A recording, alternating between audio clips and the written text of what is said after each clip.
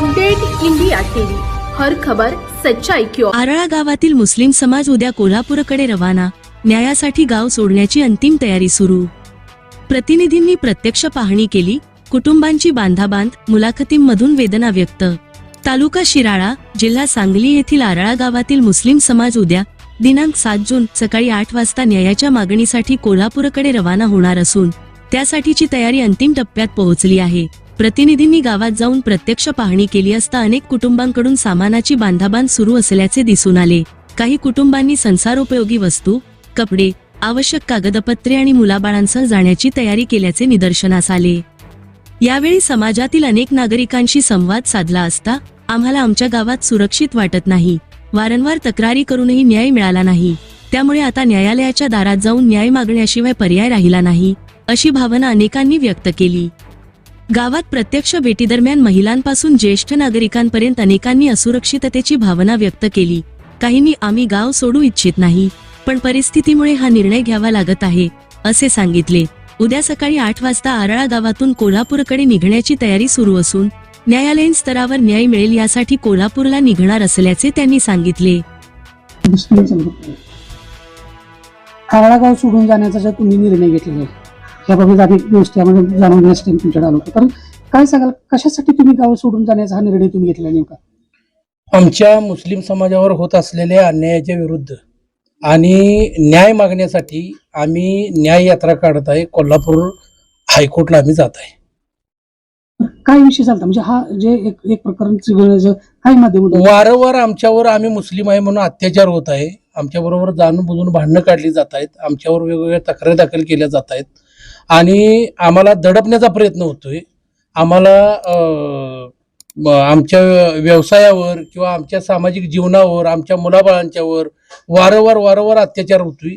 त्या संदर्भात आवाज उठवण्यासाठी आणि न्याय मागण्यासाठी आम्ही कोल्हापूर हायकोर्टला जायला लागलो। हा काही असा कोणता प्रसंग काही आपल्यावर घडला होता जेणेकरून तुमच्यावरती 28 तारखेला हा माझा भाऊ चिकन व्यावसायिक आहे, त्याच्याजवळ चिकन न्यायला पाडळीची काही मुलं आली होती। त्यांनी चिकन घेतल्यानंतर त्यावेळेला त्यांना जेवण बनवायसाठी भांडी नव्हती, तर ती भांडी त्यांनी आमच्याकडे मागितली, आमच्या बंधुराजकडे मागितल्यानंतर त्यांनी ती न भाडं घेता त्यांना ती भांडी दिली। भांडी घेऊन गेलीत, जेवण वगैरे बनवून येताना त्यातली बरीच जण पिऊन होतीत, कारण पार्टी करायला चांदोली साईडला जात आहेत। आता गव्हर्नमेंटनं त्या सगळ्यांची पार्टी करायची बंद केली, तर भांडी देताना त्यांनी त्यातले पळी आणि टोपण या 2 गोष्टी दिल्या नाहीत, तर तिची मागणी केली असता त्यांनी थोडेसे शिवीगाळ वगैरे करायला चालू केली। तर आम्ही त्यांना म्हणलो ठीक आहे बाबा तुम्ही जावा।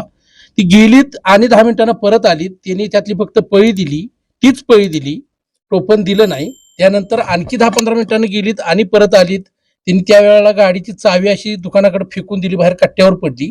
कट्ट्यावर पडल्यानंतर त्या चावीवरनं त्याने आणि 500 रुपये मागायला चालू केलं की तुम्ही आमची चावी चोरली म्हणून, जेणेकरून आमच्या लक्षात आलं की हा त्यांचा पूर्वनियोजित काहीतरी कट किंवा प्लॅन होता आणि ह्याच्या पाठीमागचा बोलवता धनी वेगळा आहे। हे लक्षात आल्यानंतर आमच्या गावातला केदार पारगावकर म्हणून एक मुलगा आहे, ती मुलं जात होती, तर त्यांना थांबवून बोलवून त्याचं पोरं गोळा करून मोठा एखादा काहीतरी मॉबचा विषय घेऊन त्या ठिकाणी आमच्यावर हल्ला करायचा प्रयत्न आहे असं आमच्या ज्यावेळेला लक्षात आलं, त्यावेळेला आमच्या बंधुराजनं कारंजकर म्हणून जे आहेत कोकण पोलीस स्टेशन, त्यांना फोन केला। त्यांना सांगितलं असा प्रकार गावात घडायची शक्यता आहे, जेणेकरून हिंदू मुस्लिम करायच्या प्रयत्नात आहेत, मोठा मॉब इथं जमा व्हायला लागलाय, तर तुम्ही तात्काळ ऍक्शन घेऊन एखादी गाडी तिथं पाठवा। त्यानंतर आणि दुसऱ्यांदा फोन केला, आम्ही सुद्धा बऱ्याच जणांनी 112 वगैरे कॉल केले। मग त्यानंतर त्या पोरांनी मॉब करून दहशत माजवण्याचा जोरात प्रयत्न केला त्या ठिकाणी। त्यानंतर मी आणि माझा भाचा लग्नाला निघालो होतो, जाता तिथं आलून बघितलं तर ह्या एका बाजूला 100 पोरांचा मॉब थांबलाय आणि ही 5-6 जण दुकानात थांबलेत। तर थोडंसं ते वातावरण वेगळं दिसल्यावर मी उतरून आलो, त्याला विचारलं की काय झालं, तर त्याने सांगितलं अशाची पाडळीची मुलं पार्टीसाठी आली होती, असा विषय झालाय आणि त्यांनी थोडंसं हे वेगळाच वळण लावायचं धरलंय म्हणल्यावर मग मी पाळीचे सरपंच माझे अर्जुन पाटील मित्र आहेत, त्यांना मी फोन लावला, त्यांना सांगितलं तुमच्या गावची अशी पोरं आहेत, त्यांना समजून सांगा, त्यांना घालवा। मी गेलो, त्यांना फोन जोडून दिला, त्या मॉबमध्ये जाऊन फोन जोडून दिल्यानंतर त्या पोरांची समजूत काढली अर्जुन पाटलांनी, आणि समजूत काढून झाल्यानंतर ती पोरं निघाली असताना केदार पारगावकर आणि त्याचे जे साथीदार आहेत रोहित पेटकर वगैरे ही सगळी, किंवा अजिंक्य माळे, अविनाश माळे, ही सगळी पोरं जेवढी गोळा केलेली, विक्रम पाटील पाडळीचा वगैरे सगळी, यांना कोकरूड पोलीस स्टेशनची विनोद पाटील सांगत होते की हा तुमचा प्रश्न नाही, हा पाडळीच्या मुलाचा त्यांचा प्रश्न आहे, तो मिटलेला आहे आणि तुम्ही इथं वातावरण दूषित करू नका आणि त्या ठिकाणी काहीतरी वेगळं वळण लावायचा प्रयत्न करू नका. तरी पण त्या पोरांनी आणखी पोरं जमा करायला सुरुवात केली आणि त्याच्यानंतर प्रकरण मिटतंय असं लक्षात आल्यानंतर पळत जाऊन तिथं दुकानात हल्ला केला जमावानं. जवळजवळ 50, 60, 70 जणांच्या त्या जमावानं जाऊन हल्ला केला, सूर्यानं वार केला, दगड, दांडकी, काट्या सगळ्यांनी मारहाण केली. त्यामध्ये शौकत डांगे, सद्दाम डांगे, त्यानंतर बबलू डांगे म्हणजे हुसेन डांगेवर सत्तूरनं वार झाला. त्यानंतर मग आमिर डांगेला सुद्धा मारहाण झाली, माझ्यावर मारहाण झाली आणि त्यानंतर ती पळून गेल्यावर आणखी परत आलीत. कोकण पोलीस स्टेशनला याला पाठवलं आम्ही आणि त्यानंतर दवाखान्यात जायला सांगितलं. दुसरी गाडी घेऊन आम्ही येत असताना आमच्या गाडीवर हल्ला केला, माझ्यावर हल्ला केला, गाडी फोडली, माझ्यावर सुद्धा दांडक्याने ह्यानं जोरात हल्ला केला. आणि त्यानंतर कोकण पोलीस स्टेशनला गेल्यानंतर रात्री 8 वाजल्यापासून दीड ते 2 वाजेपर्यंत आमची तकल घेतली नाही कुठल्याही प्रकारची. आमच्या बंधुराजवर जो फिर्यादी आहे सद्दाम डांगे त्याच्यावर दबाव टाकण्याचा प्रयत्न केला. तेथील कालिदास गावडे म्हणजे ASI आहेत, त्यांनी त्या ठिकाणी त्याला आरेरावीची भाषा करून फिर्यादी असताना सुद्धा त्याला मी सांगतोय तेवढंच सांग, तो असं कर तसं कर म्हणून योग्य पद्धतीने आमची फिर्याद सुद्धा नोंदवून घेतली नाही. वारंवार आमच्यावर दबाव बनवण्याचा प्रयत्न केला. त्या ठिकाणी ज्याने आम्हाला मारहाण केली होती ती 200-250 पोरं त्यांनी नंतर गोळा करून तिथं पोलीस स्टेशनवर आली होती. तुम्ही हवे तर CCTV फुटेज बघून ते चेक करा. आणि त्यांनी तिथं सुद्धा मला आमच्या बाच्याला आमच्या वहिनीला जीवे मारण्याची धमकी दिली बोटं नाचवून आणि सांगून की तुम्हाला ठेवीत नाही म्हणून. तरी पण त्याच्यावर कुठल्याही प्रकारची लवकर ऍक्शन घेतली नाही. आणि त्यानंतर रितसर 109 कलम बसत असताना सुद्धा ते घातलं नाही. ग्रेव्हियस सर्टिफिकेट आल्यानंतर ते कलम टाकलं आणि आमच्यावर 4 दिवसानं 8 दिवसानं क्रॉस कंप्लेंट घेतल्या, जाणून बुजून खोट्या कंप्लेंट घेतल्या आमच्यावर. कारण आम्ही ऐकणं झालोय, आमच्यावर दबाव आणण्याचा प्रयत्न केला ह्या सगळ्या केसेस मिटवून घेण्यासाठी. आणि 109 कलम दाखल झाल्यानंतर ते पुन्हा कुठल्या कारणानं रद्द केलं हे आम्हाला अजूनपर्यंत समजलेलं नाही. तर आमचा आता हे पोलीस प्रशासनावर आणि ह्या बाकीच्या कुठल्या ह्याच्यावर आमचा विश्वासच राहिलेला नाही. त्यामुळे आमचा फक्त विश्वास आता हायकोर्टावर आहे आणि त्यासाठी आम्ही चालत न्याययात्रा काढून पायानं चालत आम्ही शांततेत कुठलाही दंगा न करता, कुठलीही घोषणाबाजी न करता, कुठलाही उपद्रव न करता आम्ही एका मार्गानं चालत आमची 8-10 कुटुंब आम्ही कोल्हापूर हायकोर्टला निघालेलो आहे. आम्हाला जोपर्यंत तिथं न्याय मिळत नाही तोपर्यंत आम्ही तिथं थांबणार आहे. आम्ही आमच्याबद्दल असंही उठवलं गेलंय की आम्ही कायमचं गाव सोडून निघालो. आम्ही कुठं कायमचं गाव सोडून जात नाही. ह्या मातीत आमचा जन्म झालाय, ह्या गावातल्या पालखीचा आम्ही मानकरी आहे, आम्ही देवीचं मानकरी आहे. गाव बसलंय तेव्हापासून आमच्या पिढ्यानपिढ्या आम्ही इथं राहत आलोय आणि इथं गुन्हा गोविंदानं राहत आलोय. ह्या गावातली सगळी माणसं वाईट नाहीत, फक्त जी 5% माणसं आहेत ती 5% माणसं ह्या अशा स्वरूपाची आहेत की ज्यांच्या डोक्यात काहीतरी वेगळं शिस्त आहे आणि त्यांना हा सर्व धर्म समभाव पटत नाही. त्यामुळे त्यांनी हा आकांड तांडव चालवला आहे. तर त्यांच्यावर कुठेतरी शासनानं बंदी आणावी आणि त्यांना ताब्यात ठेवावं. माझं नाव हुसेन शौकत डांगे, रहिवाशी आरळा. 28 तारखेला जो प्रकार घडला तो फारही गंभीर होता. माझ्या दुकानात येऊन केदार पारगावकर, रोहित पेटकर, साहिल बंडा पाटील, सुमित पाटील हे सर्वजण, हे सर्व साथी युनिनी माझ्या जीव मारण्याचाच प्लॅनिंग करून हे माझ्या दुकानात शिरले होते आणि माझ्या गर्दनीवर हे वार होता. ते मी हात माझा मध्ये घालून माझा जीव मी वाचवलेला आहे. तर त्याच्यानंतर सुद्धा आम्ही कोकरू पोलीस स्टेशनला दाद त्याची मागितली. 109 कलम लागू बी झालं गिरवी सर्टिफिकेटमुळं, पण त्याच्यानंतर ते 109 बी कमी झालं.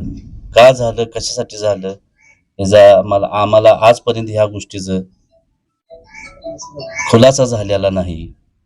तर ह्या सगळ्या गोष्टीचा खुलासा व्हावा आणि आम्हाला न्याय मिळावा म्हणून आम्ही उद्या 7 तारीख ला सकाळी इथून आम्ही हायकोर्टला निघालेलो आहे सर्वजण आणि पायी चालत जात आहे आम्ही सर्वजण. तर आम्हाला फक्त आणि फक्त हायकोर्टावरच विश्वास आहे. आम्हाला तिथनच न्याय मिळेल हीच अपेक्षा आहे आणि हीच अपेक्षा धरून आम्ही इथून कोल्हापूर हायकोर्टाला निघालेलो आहे. आम्हाला जोपर्यंत न्याय मिळत नाही तोपर्यंत आम्ही आमच्या गावाला येत नाही. ज्या टायमाला त्यांना जामीन मिळत नव्हता आणि ज्या टायमाला 109 कमी झाल्यानंतर त्यांना जामीन मिळाला, जामीन मिळाल्यानंतर ते गावात आले. गावात येऊन तिने आमच्या मुख्य कमानीपासून ते अंबाबाई देवळापर्यंत रिक्षामध्ये डीजे लावून मिरवणूक काढली, फटाकड्या वाजवल्या, डान्स केला. त्याच्यानंतर दुधानं अभिषेक केला त्या माणसाचा जिने माझ्या वार केला. त्या मुलांचा सर्व मुलांचा सत्कार करण्यात आला. बकरी कापून खाण्यात आलं. का आलं तर 109 आमचं कमी झालं. ही भाषा होती.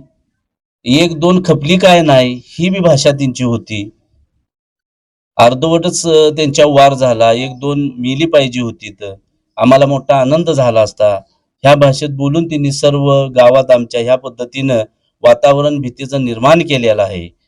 आणि आमच्या गावात हातावर बोटणारी मोजणारी इतकीच लोक आम्ही आहेत. आमच्यावर ह्या पद्धतीनं अन्याय होत आहे आणि अन्याय व्हायला लागलाय. त्यामुळं आम्ही सगळीजण सगळ्यांना कटाळून आम्ही हायकोर्टाची पायरी सुमोटो SIT नेमावी ही आमची सगळ्यांनी म्हणजे मागणी व विनंती आहे. हायकोर्टाला विनंती आहे की आम्हाला योग्य ते न्याय मिळावा. हसीना मुल्ला, माझं काम आहे समाजकार्य करणे. ह्या गावामध्ये, आरळा गावामध्ये नाही म्हटलं तरी तळागाळापासून प्रत्येक महिला अडाणी समजुतीची आहे. त्यांना 7-12 म्हणजे काय हे सुद्धा कळत नाही. मग त्या महिलांना इतर अधिकारी आले तरी त्यांना घेऊन त्यांच्या समस्या सोडवणे किंवा त्यांना योजनेचा लाभ करून देणे हे काम मी आतापर्यंत केलं. पण हे काम करत असताना अवघ्या मला हातावरच्या 4 बोटा एवढी हिंदू समाजातील 90% समाज हिंदू आहे, 10% फक्त आमचा मुस्लिम. पण सगळीच अशी नाहीत की बाबा त्यांना मुस्लिमांचं वैर वाटतंय किंवा त्यांना द्वेष आहे. बरेच हिंदू बांधव आमचे आम्हाला सहकार्य करतात आणि केलं आहे. पण हे आज जे भांडण झालं हे कित्येक वर्ष झालं चालू आहे आणि हे फक्त राजकारणाचा लाभ घेण्यासाठी सुरू केलेलं भांडण आहे. आणि यामध्ये तरुण पिढी जी नोकरवर्गीय नाहीत किंवा शिक्षणात जास्त पुढे नाहीत अशा मुलांना बनवलं जातंय की बाबा तुम्ही हे निर्माण करा, तेढ निर्माण करा समाजामध्ये आणि तुम्हाला कुठेतरी मग इकडून तिकडून आम्ही सपोर्ट करतो. अशा पद्धतीनं ही मुलं जी आहेत ह्या वृत्तीची घडलेली आहेत आत्ता रोग. आणि खरोखर आपण ज्या वेळेला समाजामध्ये राहतो त्यावेळेला 12 पगड जातीच्या लोकांची एकमेकांना गरज पडते. आणि अक्षरशः आपण ज्यावेळी 12 बलुतेदार एकत्रित येतो त्यावेळी वोट करताना पण आरक्षण सरकारनं दिलेलं आहे. आणि अक्षरशः आम्ही आता जे निघालो आहे न्याय यात्रेला, आम्ही कुठलाही न्याय व्यवस्थेचा दुरुपयोग करायला किंवा दबाव आणायला किंवा आम्ही कुठलाही कायदा सुव्यवस्था बिघडवायला निघालेलो नाही. फक्त आमच्यावर जे अन्याय झाला आम्ही प्रयत्नही केलं की प्रशासनाने आमची न्याय घ्यावी, दखल घ्यावी, पण त्यांनी घेतली नाही. त्यासाठी आम्ही हायकोर्टला पायी चालत सर्व घरदार आमची बंद ठेवून आम्ही पायी चालत जाणार आहे न्याय मागण्यासाठी. न्याय यात्रा आम्ही काढत आहे आणि आम्हाला खरंच तुम्ही सगळ्यांनी सपोर्ट करावं आणि न्याय यात्रेला आम्हाला हायकोर्टानेही आम्हाला न्याय मिळवून द्यावा ही अपेक्षा आहे. जय हिंद, जय महाराष्ट्र.